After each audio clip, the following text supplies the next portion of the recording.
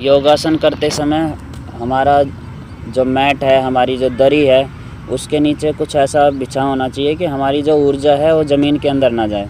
तो इस चीज़ का ध्यान रखना है कि कपड़े के जो मैट या दरी होती है वो हमेशा मॉइस्चर गिल्ली होने पर जो ऊर्जा जो हमारे शरीर के अंदर इकट्ठी हुई वो ऊर्जा हमारी ज़मीन में चली जाती है।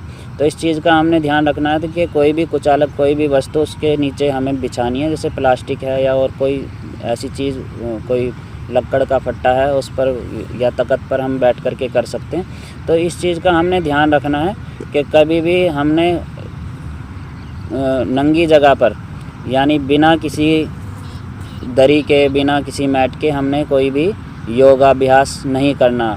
जब हम इस तरह से योगाभ्यास करते हैं बिना दरी के, बिना मैट के, तो उसके करने से क्या होता है कि जो हमारे शरीर के अंदर जो ऊर्जा बनी थी वो ऊर्जा ज़मीन में चली जाती है और जो हमने योगाभ्यास किया उसका हमें पूरी तरह से लाभ नहीं मिल पाता। कारण ये होता है कि फिर बाद में हमारे शरीर में अकड़न होने लगती है और थकान जैसी महसूस होने लगती है। तो हमने हमेशा जब योगाभ्यास करना है तो अपने कुछ प्लास्टिक की कोई भी चीज़ बिछा करके उसके ऊपर से हम कुछ भी अपने गद्देदार अपने जो हमें लाभ करने वाली, लाभ देने वाली कोई भी ऐसी वस्तु है जिससे हमारे शरीर के साथ किसी भी तरह का दुरुपयोग ना हो।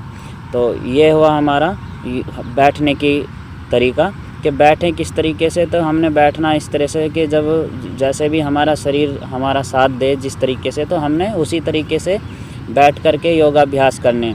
हमने ज़बरदस्ती बिल्कुल नहीं करनी। जब हम धीरे धीरे योगाभ्यास करते हैं तो उसके करने के कुछ दिन तक हमारे शरीर में दर्द हो सकता है, तो उस 2-3 दिन 4 दिन का जो दर्द है उसको हमने इग्नोर करना है।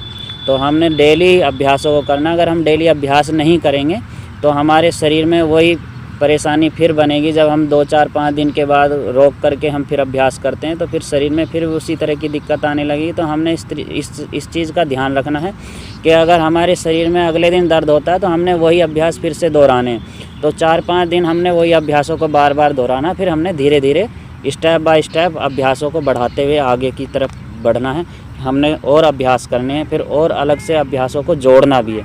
तो ऐसा नहीं कि हमने अभ्यास किए और कुछ अभ्यासों को हमने छोड़ दिया, कुछ नयों को जोड़ लिया, तो ऐसे नहीं करना। उनको पुरानों को भी करना है, जो आगे हम अभ्यास करें उनको जोड़ करके और उसको पूरे पैकेज को लेकर के चलना है।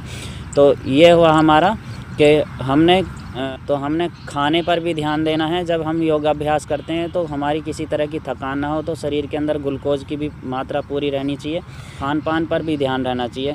तो कई बार ऐसा होता है कि योगाभ्यास तो करते हैं लेकिन फिर शरीर में किसी तरह की दिक्कतें आने लगती हैं।